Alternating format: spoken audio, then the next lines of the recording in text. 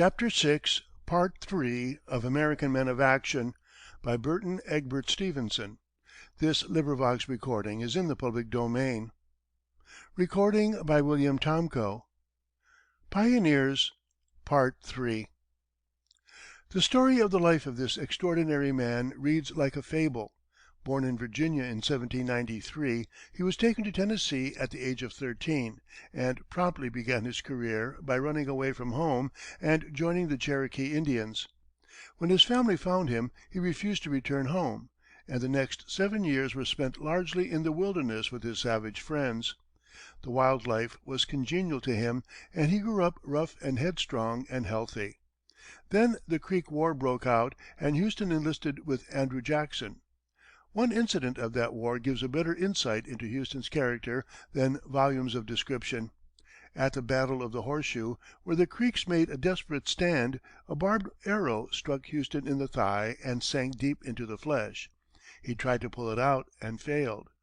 "Here," he called to a comrade, "pull out this arrow." The other took hold of the shaft of the arrow and pulled with all his might, but could not dislodge it. "I can't get it out," he said at last. "Oh, yes, you can," cried Houston, and raised his sword. "Pull it out, or it'll be worse for you." The soldier saw he was in earnest, and, taking hold of the arrow again, gave it a mighty wrench. It came out, but the barbs of the arrow tore the flesh badly.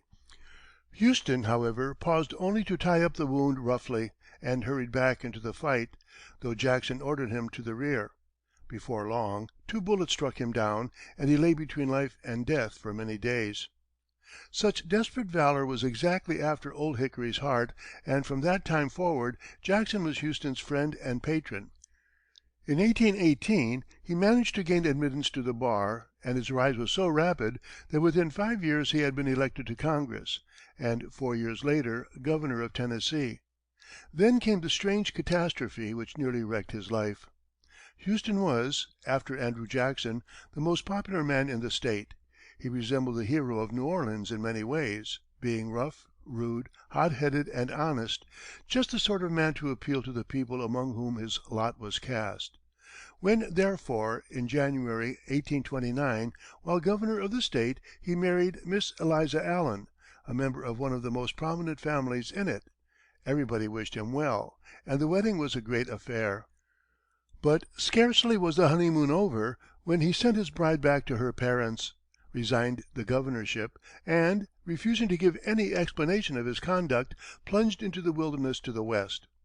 Perhaps the most characteristic feature of frontier society is its chivalry toward women, and Houston's conduct brought about his head a perfect storm of indignation.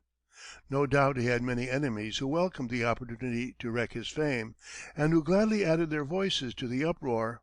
From the most popular man, he became the most hated, and it would have been dangerous for him to venture back within the state's borders. Not until after his death did his wife give any explanation of his conduct. She stated that he had discovered that she loved another, and that he had deserted her so that she could secure a divorce on the ground of abandonment. That explanation, lame as it is the only one ever offered by either of the principals. Meanwhile, Houston had joined his old friends, the Cherokees, now living in Arkansas Territory, and asked to be admitted to the tribe. The Indians expressed the opinion that he should have beaten his wife instead of abandoning her, but nevertheless adopted him, and for 3 years he lived their life, dressing, fighting, hunting, and drinking precisely like any Indian. The papers, meanwhile, were filled with surmises concerning him. No one understood why he should have exiled himself, and it was reported that he intended to lead the Cherokees into Texas, conquer the country, and set up a government of his own. President Jackson wrote to him, protesting against any such chimerical, visionary scheme, which, needless to say, Houston had never entertained. These rumors grew so annoying that he issued a proclamation offering a prize to the author of the most elegant, refined, and ingenious lie or calumny about him. The trouble culminated when Houston, having gone to Washington to plead for his friends, the Indians, caned a member of Congress who had slandered him on the floor of the House. He was arrested and arraigned before the bar of the House for breach of privilege, and was reprimanded by the Speaker and fined $500. a fine which President Jackson promptly remitted, remarking that a few more examples of the same kind would teach Congressmen to keep civil tongues in their heads. Houston's comment on the affair was: "I was dying out once, and, had they taken me before a justice of the peace and fined me $10 for assault and battery, it would have killed me. But they gave me a national tribunal for a theater, and it set me up again." It did set him up in earnest. The President, who always had a warm place in his heart for him, helped by sending him, not perhaps without some insight into the future, to Texas, to examine into the values of that country, in case the United States should decide to buy it. What Jackson's private instructions were can only be surmised, but certainly Houston showed no hesitation or uncertainty after he reached the scene. On December 10, 1832, he crossed into Mexican territory, and was soon at the head of the Texas insurrectionists, who had determined to establish a government of their own, and who found in Houston a leader after their own hearts. Armed collisions between Texans and Mexican troops became of common occurrence, and the spirit of revolt spread so rapidly that Santa Anna, Dictator of Mexico, sent an army under General Cos to pacify the country and drive the Americans out. It was a spark in the magazine. All Texas sprang to arms under such leaders as Houston, Austin, Travis, Bonham, Fannin, Deaf Smith, and Ben Milam, took Goliad, where Milam lost his life heading a desperate assault, captured Concepcion and San Antonio, until, by the middle of December, 1836, not a Mexican soldier was left north of the Rio Grande. But Houston, who had been appointed commander in chief of the Texan forces, knew they would return, and bent every effort to organize a disciplined army. It was a difficult thing to do with the high-tempered and lawless elements at hand. Everything was disorder and confusion, and meanwhile came word that Santa Anna himself, at the head of an army of 6,000 men, was entering Texas. No effective opposition could be offered such an army. The San Antonio garrison was entrapped in the old mission called the Alamo, and killed to the last man. Fannin and his force, 350 strong, were cornered at Goliad and brutally shot down in detachments after they had surrendered, and Santa Anna, certain that Texas had been conquered, divided his army into columns to occupy the country. Houston only was left, and the fate of Texas hung on his little force. He knew he could strike but once. If he were defeated, the war for independence would end then and there. So he watched and waited, gathering together the stragglers, keeping them in heart, laboring like a very Hercules. Hundreds of miles away, in Washington, old Andrew Jackson, a map of Texas before him, followed with his finger the retreat as far as he knew it, and paused with it on San Jacinto. "Here's the place," he said. "If Sam Houston's worth one bawbee, he'll stand here and give 'em a fight." And so it was. It makes the pulses thrill, even yet, the story of that 21st of April, 1836, how Houston destroyed the bridge behind them so that there could be no retreat, and then, on his great gray horse, tried to address his men, but could only cry, "Remember the Alamo!" How old Rusk could say not even that, but choked with a sob at the first word, and waved his hand toward the enemy. How the solitary fife struck up, "Will you come to the bower I have shaded for you?" while those 700 gaunt, starved, ragged phantoms, burning with rage at the thought of their comrades foully slain, deployed on the open prairie and charged the unsuspecting Mexican army. It was over in half an hour, the enemy annihilated, 630 killed, 200 wounded, 700 prisoners, among the prisoners Santa Anna himself, begging for mercy, and Aaron Burr, dying in New York with the vision of his Texas empire still before him, reading weeks later the news of the victory, cried out, "I was 30 years too soon." There was never any question after that of Texan independence. Santa Anna, to save a life forfeited 100 times over, was ready to agree to any terms. Houston was a popular hero, Texas was his child, and he was unanimously chosen President of the new Republic. From the first, Houston, recalling the wishes of his old leader, Andrew Jackson, sought annexation to the United States, and the debates over the question in Congress nearly disrupted the Union. for the North feared the effects of such a tremendous addition to slave territory, from which 3 or 4 states might be carved and so destroy the balance of power between North and South. Again, Mexico, which still dreamed of reconquering Texas, notified the United States that annexation would be considered a declaration of war. But Houston pressed the question with great adroitness.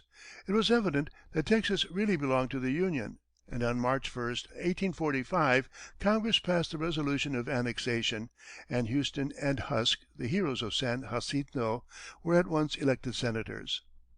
In the brief but brilliant war with Mexico which followed, which is considered more in detail in connection with the life of Winfield Scott, and which resulted in the securing of the great Southwest for the United States, Houston played no part, except as a member of the Senate, where he remained until 1859, being defeated finally by a secessionist. For, true to the precepts of Jackson, he was from the first bitterly opposed to nullification and secession. The same year he was elected governor of Texas, turning a Union minority into a triumphant majority by the wizardry of his personality. He could not prevent secession, however, but he refused to take the oath of the Confederate government required by the legislature, and was deposed. Martial law being established, an officer one day demanded Houston's pass. "San Jacinto," he answered, and went on his way, nor did any dare molest him. But he was worn out and aging fast, and the end came toward the close of July, 1863. Reference has been made to the capture of the old mission at San Antonio, known as the Alamo, and a brief account must be given of the remarkable group of men who lost their lives there: David Crockett, James Bowie, and William Barrett Travis. Crockett was perhaps the most famous of the three, and his name is still more or less of a household word throughout the Middle West, while some of his stories have passed into proverbs. He was the most famous rifle shot in the whole country, and the most successful hunter. Born in Tennessee, soon after the Revolutionary War, of an Irish father, he ran away from home after a few days' schooling, knocked about the country, served through the Creek War under Andrew Jackson, and gained so much popularity by his hunting stories, with which he held great audiences spellbound, that he was elected to the state legislature and then to Congress, though he had never read a newspaper. In Congress he managed to antagonize Andrew Jackson, not a difficult task by any means, with the result that Jackson, who carried Tennessee in his vest pocket, effectively ended Crockett's political career. Crockett left the state in disgust, seeking new worlds to conquer, and hearing of the struggle in Texas, decided to join the revolutionists. By boat and on horseback, he made his way toward the distant plains where the Texans were waging their life and death struggle against the Mexicans. More than one hairbreadth escape did the old hunter have from Indians, desperadoes, and wild beasts. But he finally got to the neighborhood of San Antonio, and fell in with another adventurer, a bee hunter, also on his way to join the Texans. They soon learned that a great Mexican army was marching on San Antonio, and that the defenders of the place had gathered in the old mission called the Alamo. There were only 150 of them, while the Mexican army numbered 4,000, but they had made up their minds to hold the place, a mere shell, utterly unable to withstand artillery or even a regular and well-directed assault. It was plain enough that to attempt to defend the place against such an overwhelming force was desperate in the extreme, but Crockett and his companion kept straight on, and were soon inside the Alamo. A few days later, Santa Anna's great army camped around it. In command of the Alamo garrison was Colonel Travis, a young man of 25, an Alabaman, admitted to the bar there, but driven out of his native state by financial troubles, and casting his lot with the Texas revolutionists, among whom he soon acquired considerable influence.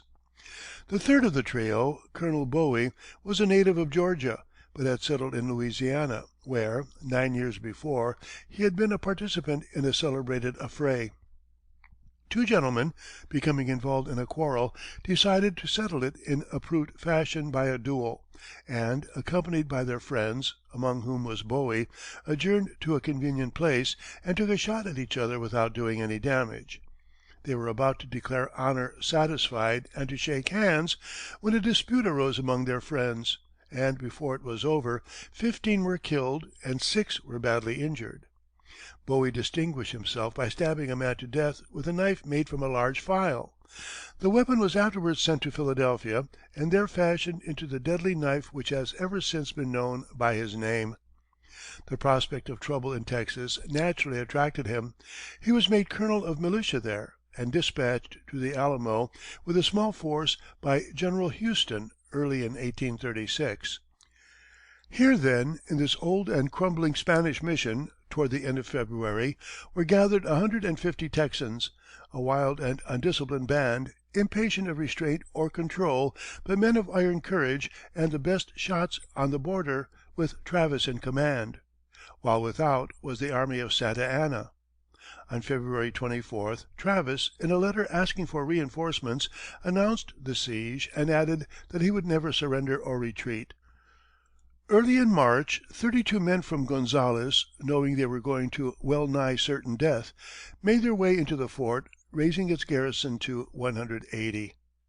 Santa Anna demanded unconditional surrender, and Travis answered with a cannon shot, whereat, on the morning of the 6th of March, the Mexican army stormed the fort from all sides, swarmed in through breaches and over the walls, which the Texans were too few to man, and a desperate hand-to-hand conflict followed. To and fro between the shattered walls the fight reeled, each tall Texan the center of a group of foes, fighting with a wild and desperate courage. But the odds were too great, and one by one they fell, thrust through with bayonets or riddled by bullets. Colonel Travis fell, and so did Bowie, sick and weak from a wasting disease, but rising from his bed and dying fighting with his great knife red with the blood of his foes. At last a single man stood at bay. It was Davy Crockett. Wounded in a dozen places, ringed about by the bodies of the men he had slain, he stood facing his foes, his back against a wall, knife in hand, daring them to come on. No one dared to run in upon that old lion, so they held him there with their lances, while the musketeers loaded their carbines and shot him down. Not a man of the garrison was left alive, but each of them had avenged himself 4 times over, for the Mexican loss was over 500.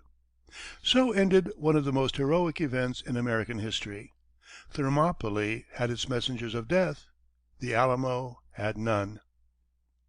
One more era remains to be recorded, that in which the United States confirmed its hold upon the Pacific coast, and here again the story is that of the lives of 3 men. Marcus Whitman, John Augustus Sutter, and John Charles Fremont. It was Whitman who brought home to the nation the value of Oregon by a spectacular ride from ocean to ocean. It was Sutter who led the way for an American invasion of California, and who gave impetus to that invasion by the discovery of gold. And it was Fremont who led the revolution there against the Mexicans, and who secured the country's independence.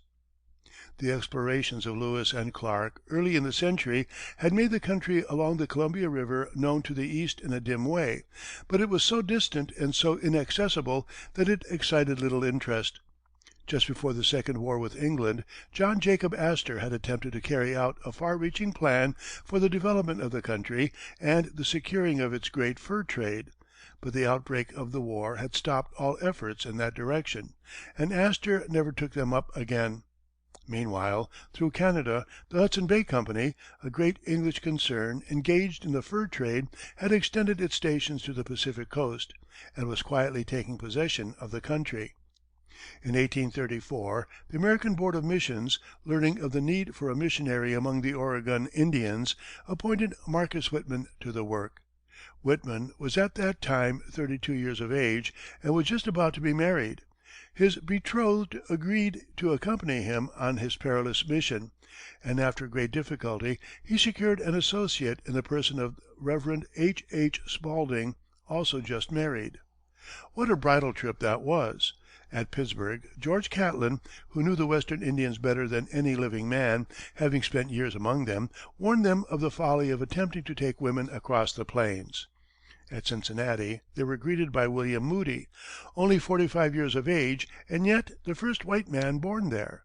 At the frontier town of St. Louis, they joined a hunting expedition up the Missouri, and by June 6, 1836, were at Laramie. A month later, they crossed the Great Divide by the South Pass, discovered, 6 years later, by Fremont, and toward the end of July they came to the great mountain rendezvous of traders and trappers high in the mountains near Fort Hall. Some of those men had not seen a white woman for a quarter of a century. You can imagine, then, what a sensation the arrival of Mrs. Whitman and Mrs. Spaulding occasioned, and with what warmth they were welcomed. 10 days they tarried there, then pressed on westward, and on September 2, 1836, after a journey of 3,500 miles, the gates of Fort Walla Walla, on the lower Columbia, opened to receive them, and the conquest of Oregon began. Fort Walla Walla belonged to the Hudson Bay Company, which had undisputed control of the rich Oregon fur trade, and which was determined to retain it at any cost. So the difficulties of the Oregon Trail were invariably exaggerated, and immigration from the States systematically discouraged. Nevertheless, in the years following Whitman's arrival, other parties of missionaries and settlers worked their way into the country, until, in 1842, their number reached about 150. The Hudson Bay Company realized that neither England nor America had a clear title to the region, and that its population must, in the end, determine its nationality. Consequently, it bent every effort to hurry English settlers into the country. In October, 1842, Whitman was dining with a company of Englishmen at Walla Walla, when a messenger arrived with the news of the approach of a large body of settlers from Canada. A shout arose: "Hurrah for Oregon! America is too late! We've got the country!" And Whitman, at a glance, saw through the plan. 24 hours later, he had started to ride across the continent to carry the news to Washington. He had caught the import of the news, had grasped its consequences, and he was determined that Oregon, with its great forests and broad prairies, its mighty rivers, and its unparalleled richness, should be saved for the Union. If the nation only knew the value of the prize, England would never be permitted to carry it off. His wife and friends protested against the desperate venture, 4,000 miles on horseback, for it would soon be the dead of winter, with snow hiding the trail and filling the passes, with streams ice blocked and winter swollen, and last but not least, with the Blackfoot Indians on the warpath. But he would listen to none of this. His duty, as he conceived it, lay clear before him. He was determined to set out at once. Amos Lovejoy volunteered to accompany him. A busy night was spent in preparation, and the next day they were off. No diary of that remarkable journey was kept by Dr. Whitman, but most of its incidents are known. Terribly severe weather was encountered almost at the start.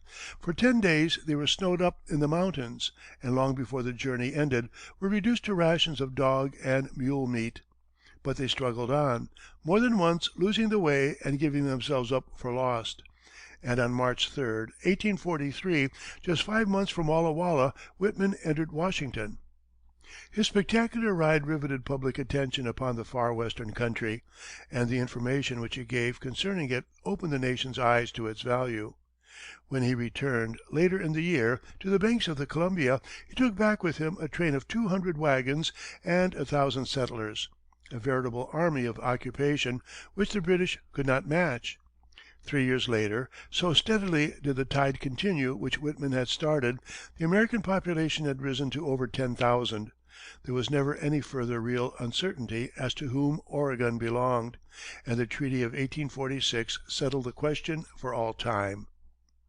The new territory was soon to be the scene of a terrible tragedy. The white man had brought new diseases into it: measles, fevers, and even smallpox. They spread rapidly among the Indians, aggravated by their imprudence and ignorance of proper treatment, and many died. The Indians became convinced that the missionaries were to blame, and it is claimed, too, that the emissaries of the Hudson Bay Company urged them on. However that may have been, on the 29th of November, 1847, the Indians fell upon the missionaries and killed 15. Of them, among the dead being Marcus Whitman and his wife. So ended the life of the man who saved Oregon, and of the woman who was the first of her sex to cross the continent. Meanwhile, far to the south, a drama scarcely less thrilling was enacting, its chief personage being John Augustus Sutter. Sutter was a Swiss, and had received a military education and served in the Swiss Guard before coming to America in 1834. He settled first at St. Louis, and then at Santa Fe, where he gained considerable experience as a trader. Finally, in 1838, he decided to cross the Rockies, and after trading for a time in a little schooner up and down the coast, was wrecked in San Francisco Bay. He made his way inland, and founded the first white settlement in the country, on the site of what is now Sacramento. Here, in 1841, he built a fort, having secured a large grant of land from the Mexican government, and set up what was really a little empire in the wilderness, over which he reigned supreme. And here, 3 years later, down from the snow-filled and tempest-swept passes of the Rockies, came a party of starving and frost-bitten scarecrows, the exploring expedition headed by John Charles Frémont, of whom we shall speak presently. The rest of Sutter's history is soon told. In 1848, when Mexico ceded California to the United States, he was the owner of a vast domain, over which thousands of head of cattle wandered. A few years later, he was practically a ruined man, ruined by gold. On the 18th day of January, 1848, one of his men, named Marshall, brought to Sutter a lump of yellow metal which he had uncovered while digging a mill race. There could be no doubt of it. It was gold. News of the great discovery soon got about. There was a great rush for this new El Dorado. Sutter's land was overrun with gold seekers, who cared nothing for his rights, and when he attempted to defend his titles in the courts they were declared invalid, and his land was taken from him. To crown his disasters, his homestead was destroyed by fire. Finding himself ruined, without land and without money, he gave up the struggle in despair and returned East, passing his last years in poverty in a little town in Pennsylvania. Frémont, meantime, had done a great work for California. The son of a Frenchman, showing an early aptitude for mathematics, he had secured an appointment to the United States Engineering Corps, and, after various minor expeditions in which he had acquitted himself well, was put in charge of an expedition for the exploration of the Rocky Mountains. He was fortunate at the start in securing the services as guide and interpreter of that famous hunter and plainsman, Kit Carson, whose life had been passed on the prairies, and who knew more Indians and Indian dialects than any other white man, and who was, to his generation, what Davy Crockett was to an earlier one. To Carson a great share of the expedition's success was no doubt due, and it was so successful that in the following year Frémont was leading another over the country between the Rockies and the Pacific. This one was almost lost in the mountains, and came near perishing of cold and hunger, but finally, in March, 1844, managed to struggle through to Sutter's Fort.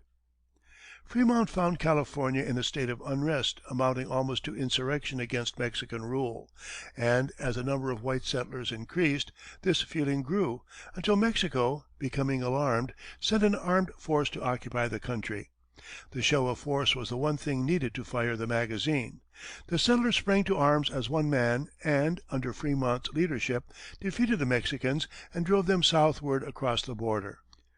Soon afterwards, General Kearny marched in from the east, from his remarkable and bloodless conquest of New Mexico, with a force sufficient to render it certain that California would never again be taken by the Mexicans. On the 4th of July, 1849, Frémont was chosen governor of the new territory, and in the following year arranged the treaty by which California passed permanently to the United States. The new state was quick to reward him, and sent him to the Senate, where he gained sufficient prominence to receive the nomination of the anti slavery party for the presidency in 1856. He never had any chance of election, for the reform party had not yet sufficient strength, and was defeated by Buchanan. He served with some distinction in the Civil War, gaining considerable notoriety, while in charge of the Western Department in 1861, by issuing a proclamation freeing the slaves of secessionists in Missouri. The proclamation drew forth some laudatory verses from John G. Whittier, but was promptly countermanded by President Lincoln. Soon afterwards, Frémont became involved in certain disputes with his superior officers, was relieved from active service, and the remainder of his life was spent in private enterprises. Frémont's pathfinding virtually completed the exploration of the country. A few secluded nooks and corners became known only as the tide of immigration crept into them, but in its general features the great continent, on whose eastern shore the white man was fighting for a foothold 2 centuries before, was known from ocean to ocean. It had been conquered and occupied by a dominant race, and won for civilization. End of Pioneers, Part III. Recording by William Tomcho.